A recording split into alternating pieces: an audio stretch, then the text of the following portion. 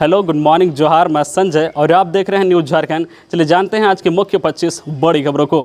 पहली बड़ी खबर की बात तो झारखंड पंचायत चुनाव के दूसरे चरण में 68% वोटिंग। झारखंड पंचायत चुनाव 2022 के तहत दूसरे चरण की 7029 सीटों पर गुरुवार को शांतिपूर्ण मतदान संपन्न हो गया।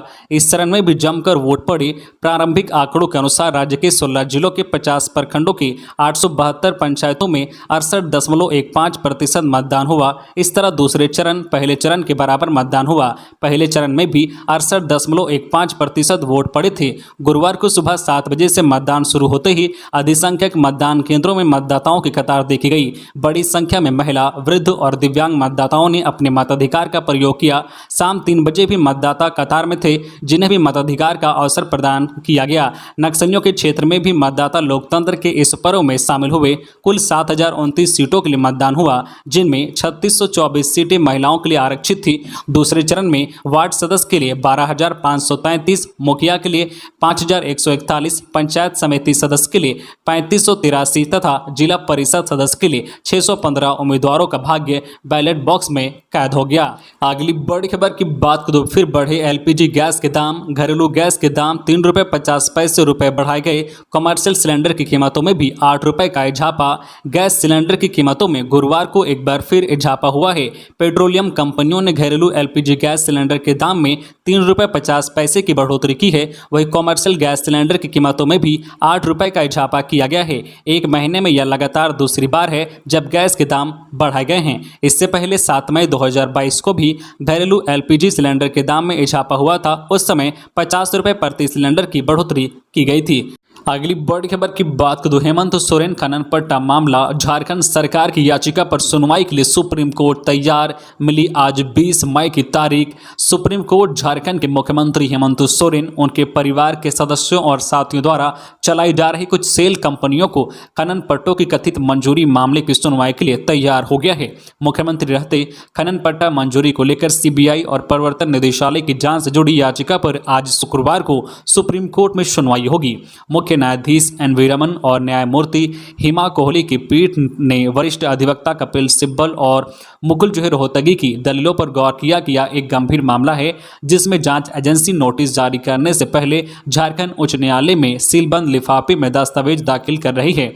उन्होंने दलील दी है कि जांच एजेंसी दूसरे पक्ष को भी यह दस्तावेज नहीं दे रही है। इस पर सुप्रीम कोर्ट ने कहा है कि हम इसे शुक्रवार को सूचीबद्ध करेंगे। अगली बड़ी खबर की बात करें, ईडी का बड़ा खुलासा। हेमंत सोरेन को खदान देने में आईएएस पूजा सिंघल की खास भूमिका। झारखंड के मुख्यमंत्री हेमंत सोरेन को पत्थर खदान आवंटन मामले में ईडी की ओर से झारखंड हाईकोर्ट में शपथ पत्र दाखिल किया गया है। इसमें कहा गया है कि सीएम हेमंत सोरेन को खनन लीज आवंटित करने में खान सचिव पूजा सिंघल ने महत्वपूर्ण भूमिका निभाई है। मनी लॉन्ड्रिंग से जुड़े मामलों में भी वह शामिल रही है और इसका साक्ष्य भी ईडी को मिला है। इसके बाद चीफ जस्टिस डॉक्टर रविरंजन व जस्टिस एसएन प्रसाद की अदालत ने सभी प्रतिवादियों को 23 मई तक जवाब दाखिल करने का निर्देश दिया है। अगली बड़ी खबर की बात करें, जेपीएससी एई रिजल्ट। साल 2021 में आयोजित एई मेंस परीक्षा का रिजल्ट जारी। 30 मई से साक्षात्कार। झारखंड लोक सेवा आयोग ने झारखंड संयुक्त सहायक अभियंता सिविल और मैकेनिकल की सीधी भर्ती मेंस परीक्षा का रिजल्ट गुरुवार को जारी कर दिया। संबंधित अभ्यर्थी आयोग की आधिकारिक वेबसाइट @jpsc.gov.in पर लॉगिन कर अपना रिजल्ट देख सकते हैं। यह परीक्षा 22 से 24 अक्टूबर 2021 को आयोजित की गई थी। इस परीक्षा में सफल अभ्यर्थियों का साक्षात्कार 30 मई से शुरू होगा। आयोग ने बताया है कि इंटरव्यू का विस्तृत कार्यक्रम बाद में जारी करेंगे। खबरों में आगे बढ़ने से पहले आपसे रिक्वेस्ट है कि अगर आप चैनल को सब्सक्राइब नहीं किए हैं तो प्लीज चैनल को सब्सक्राइब करके बेल आइकन प्रेस कर दे, जिससे आपको झारखंड की हर छोटी बड़ी खबर का अपडेट आप तक पहुंचता रहे। चलिए बढ़ते हैं खबरों की ओर। अगली बड़ी खबर की बात करें, सीएम हेमंत से कांग्रेस प्रभारी अविनाश पांडे ने की मुलाकात। राज्यसभा चुनाव समेत अन्य मुद्दों पर हुई चर्चा। मुख्यमंत्री हेमंत सोरेन से गुरुवार को झारखंड कांग्रेस प्रदेश प्रभारी अविनाश पांडे ने मुलाकात की। इस दौरान राज्यसभा चुनाव में कांग्रेस की दावेदारी समेत राज्य की वर्तमान हालत पर चर्चा की। इस मौके पर प्रदेश प्रभारी श्री पांडे ने सीएम श्री सोरेन से राज्यसभा चुनाव में कांग्रेस के प्रत्याशी को समर्थन करने की अपील की। साथ ही बीजेपी पर भी जमकर निशाना साधा। बता दें कि बुधवार को कांग्रेस कोटे के 4 मंत्री समेत प्रदेश अध्यक्ष राजेश ठाकुर ने श्री सोरेन से मुलाकात की थी। झारखंड में राज्यसभा के खाली हो रहे 2 सीट को लेकर आगामी 10 जून को चुनाव है। इसको लेकर सत्ता पक्ष समेत विपक्ष मंत्रणा में जुटी है। इस चुनाव में कांग्रेस एक सीट पर दावेदारी पेश की है। अगली बड़ी खबर की बात करें तो झारखंड कांग्रेस प्रभारी अविनाश पांडे पहुंचे थाना। चुनाव आचार संहिता उल्लंघन की दर्ज है प्राथमिकी। झारखंड प्रदेश कांग्रेस प्रभारी अविनाश पांडे के खिलाफ रांची में चुनाव आचार संहिता उल्लंघन का मामला दर्ज करा गया था। पार्टी के कार्यक्रम में भाग लेने रांची पहुंचे पांडे ने बयान दिया था कि पंचायत चुनाव में जीतने वाले प्रतिनिधियों को पार्टी में जगह दी जाएगी। इस बयान पर आपत्ति जताते हुए भाजपा ने राज्य निर्वाचन आयोग से शिकायत की थी। इसमें प्रथम दृष्टया आचार संहिता का उल्लंघन मानकर चुनाव आयोग ने रांची के डीसी सह जिला निर्वाचन पदाधिकारी को कानून सम्मत कार्रवाई करने का आदेश दिया था। इस मामले में गुरुवार को अविनाश पांडे रांची के कोतवाली थाना पहुंचे। उन्होंने पुलिस से मामले की जानकारी मांगी। उनके साथ इस मौके पर झारखंड सरकार के कई मंत्री मौजूद थे। अगली बड़ी खबर की बात करें तो रांची समेत कई जिलों के लोगों को उमस भरी गर्मी से मिली राहत। 23 तक कई अन्य जिलों में वज्रपात के साथ बारिश की संभावना। राजधानी रांची समेत आसपास के इलाकों में बारिश की वजह से लोगों को उमस भरी गर्मी से राहत मिली है। सुबह के वक्त चिलचिलाती धूप के बाद दोपहर में आसमान में बादल छा गए और मौसम सुहाना हो गया। वहीं दोपहर बाद रांची समेत कई इलाकों में बारिश होने से लोगों को राहत मिली। इससे तापमान में गिरावट आई, जिससे लोगों को राहत मिली है। रांची मौसम विज्ञान केंद्र से मिली जानकारी के अनुसार 23 मई तक राज्य के कुछ जिलों में कहीं कहीं पर हल्के से मध्यम दर्जे की बारिश होने का अनुमान है। इसके साथ ही कुछ जिलों में बिजली कड़कने के साथ वज्रपात की आशंका व्यक्त की गई है।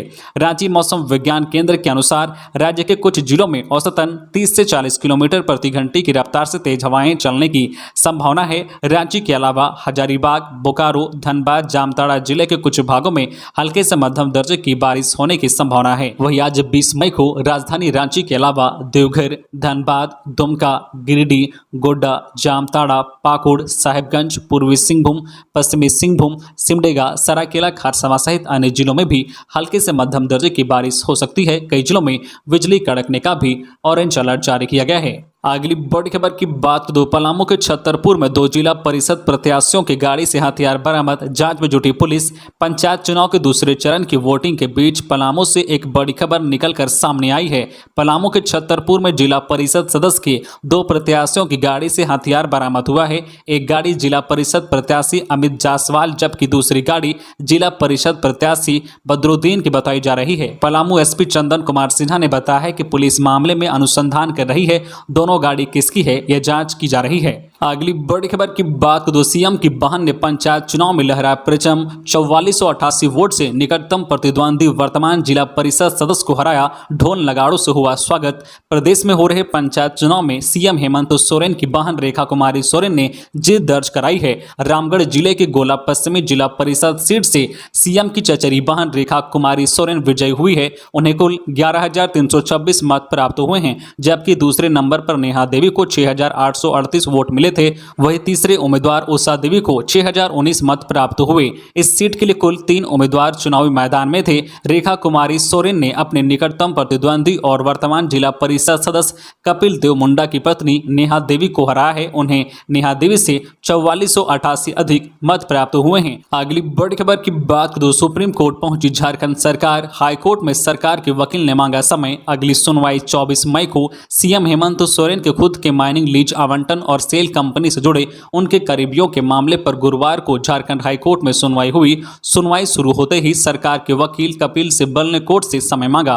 उन्होंने कहा है कि सरकार की तरफ से इस मामले में सुप्रीम कोर्ट में एक हस्तक्षेप याचिका दायर की गई है। इसे ध्यान में रखते हुए उन्हें समय दिया जाए। इसके बाद कोर्ट ने मामले की सुनवाई के लिए 4 दिन का समय दिया है। अब इस मामले की अगली सुनवाई 24 मई को होगी। सुनवाई के दौरान कोर्ट ने कहा है कि ईडी की ओर से कोर्ट को सौंपे गए दस्तावेज देखकर ऐसा लगता है कि यह मामला काफी महत्वपूर्ण है और जनहित से जुड़ा हुआ है। सरकार इस याचिका का विरोध क्यों कर रही है? इससे पहले कोर्ट के आदेश पर खूंटी में मनरेगा घोटाले से संबंधित सभी 16 केसों के डॉक्यूमेंट कोर्ट को सौंपे गए। इसके साथ ही सुनवाई के दौरान कोर्ट ने सरकार से जानना चाहा कि एक चार्जशीटेड अधिकारी को एफिडेविट दायर करने के लिए कैसे अधिकृत किया जा सकता है। अगली बड़ी खबर की बात करें तो चुनाव के दौरान विस्फोटकों से दहलाने की साजिश हार्डकोर नक्सली ने किया खुलासा। झारखंड पंचायत चुनाव को लेकर माओवादियों के खिलाफ जारी अभियान के बीच गिरिडीह पुलिस को बड़ी सफलता हाथ लगी है। अर्धसैनिक बल सीआरपीएफ और सीआरपीएफ की डेल्टा बटालियन के सहयोग से पुलिस ने एक हार्डकोर माओवादी कानू हांसदा उर्फ भाड़े हांसदा उर्फ बुधन हांसदा को दबोचने में सफलता पाई है।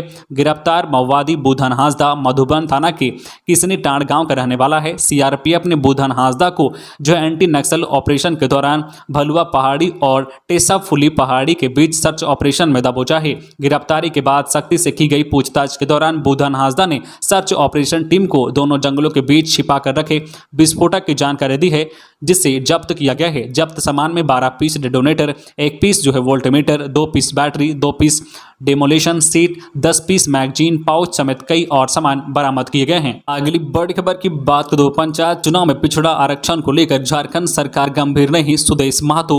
आसू पार्टी के केंद्रीय अध्यक्ष सुदेश कुमार महतो ने पंचायत चुनाव में पिछड़ा आरक्षण को लेकर एक बार फिर हेमंत सरकार को कटघरे में खड़ा किया है।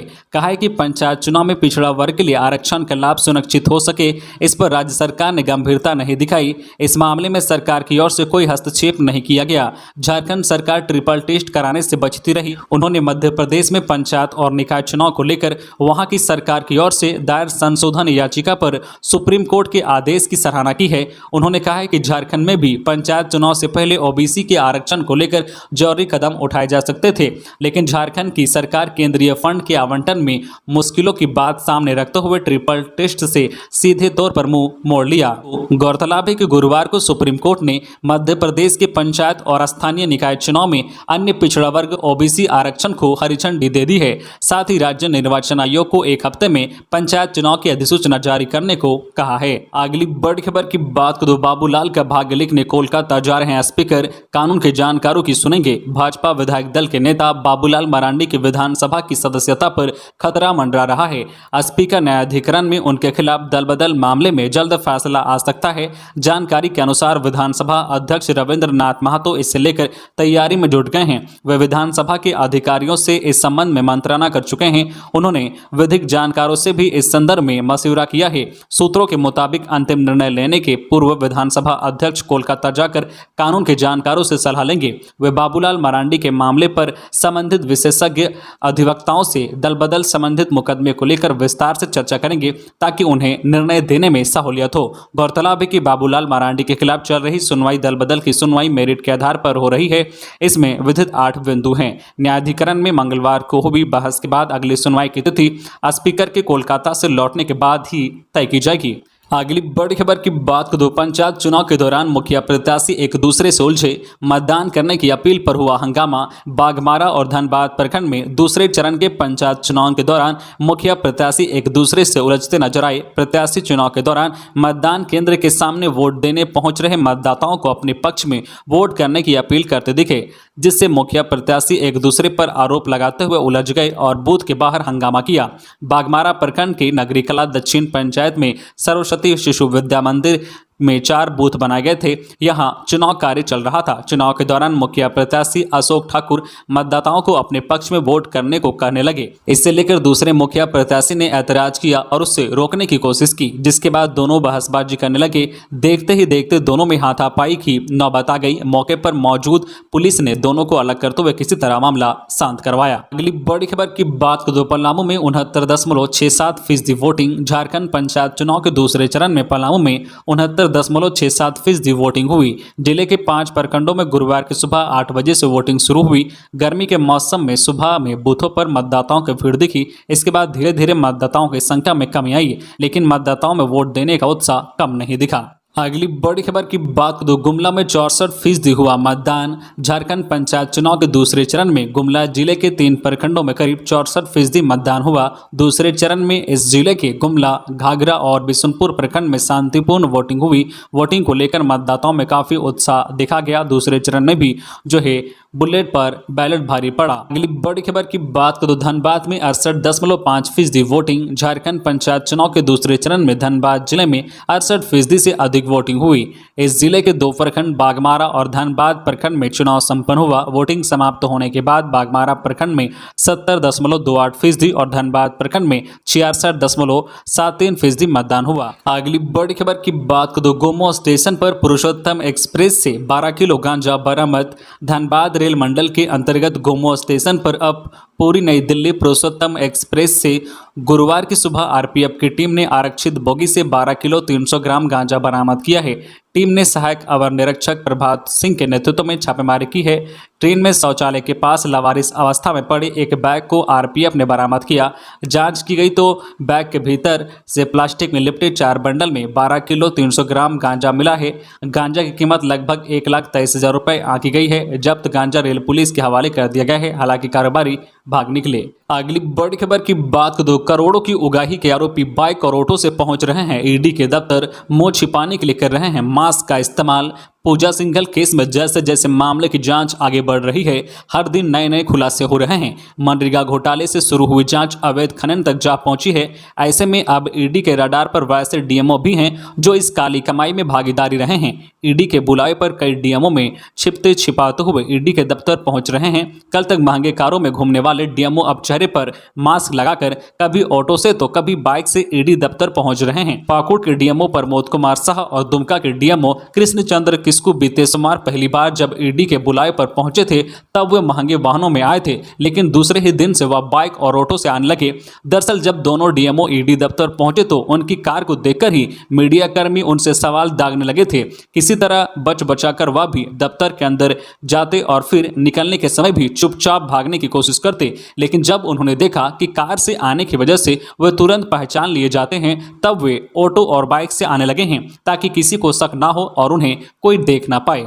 अगली बड़ी खबर की बात करें, कांग्रेस को मजबूत करने के लिए अविनाश पांडे ने दिया मंत्र। 9 अगस्त से 75 किलोमीटर की पदयात्रा। कांग्रेस ने उदयपुर में नव संकल्प शिविर में हुए फैसलों को जमीन पर उतारने की कोशिश शुरू कर दी है। इस दौरान लिए गए संकल्प और कार्य योजना को लेकर झारखंड कांग्रेस ने महत्वपूर्ण बैठक की। इस बैठक में झारखंड प्रदेश कांग्रेस प्रभारी अविनाश पांडे और प्रदेश अध्यक्ष राजेश ठाकुर सहित पूर्व केंद्रीय मंत्री सुबोध कांत सहाय और तमाम बड़े नेता शामिल हुए। बैठक के बाद प्रदेश कांग्रेस प्रभारी और कांग्रेस के राष्ट्रीय महासचिव अविनाश पांडे ने कहा कि झारखंड के वर्तमान राजनीतिक और सांगठनिक विषय के साथ साथ उदयपुर चिंतन शिविर में हुए फैसले पर भी चर्चा हुई। उदयपुर में लिए गए फैसलों को सशक्त करने के लिए क्या तैयारियां हो, इस विषय को लेकर बातचीत हुई। इसके अलावा 9 अगस्त को राज्य के सभी जिला मुख्यालयों से जिला कांग्रेस 75 किलोमीटर की पदयात्रा का आयोजन करेगा, जो 3 से 4 दिनों में पूरा होगा। अगली बड़ी खबर की बात करें, मौसम का मिजाज बदला। शहर में तेज आंधी के साथ हुई झमाझम बारिश। खबर है बोकारो से, जहां गुरुवार को अचानक तेज आंधी के साथ मूसलाधार बारिश हुई। बारिश होने से लोगों को गर्मी से राहत मिली। वहीं तेज आंधी की वजह से बोकारो सिटी इलाके में एक बड़े पेड़ उखड़कर सड़क पर गिर गया। सड़क अवरुद्ध होने के कारण सड़क वन वे हो गया। बारिश होने से मौसम सुहाना हो गया। लोगों को गर्मी से राहत मिली, लेकिन मौसम का मिजाज बदलने से सड़कों पर लोग कम नजर आए। दोपहर में ही गाड़ियां लाइट जलाकर चली। बारिश होने की वजह से शहर की बिजली भी इस कारण गुल हो गई। तो ये थी आज की झारखंड की टॉप बड़ी खबरें। इसी तरह झारखंड की हर छोटी बड़ी खबर देखने के लिए आप हमारे चैनल न्यूज झारखंड चैनल को सब्सक्राइब करके बेल आइकन प्रेस कर दीजिए, जिससे आपको झारखंड की हर छोटी बड़ी खबर का अपडेट आप तक पहुंचता रहे। तो आज के लिए बस इतना ही। हमें दीजिए इजाजत, फिर मिलते हैं नेक्स्ट न्यूज में।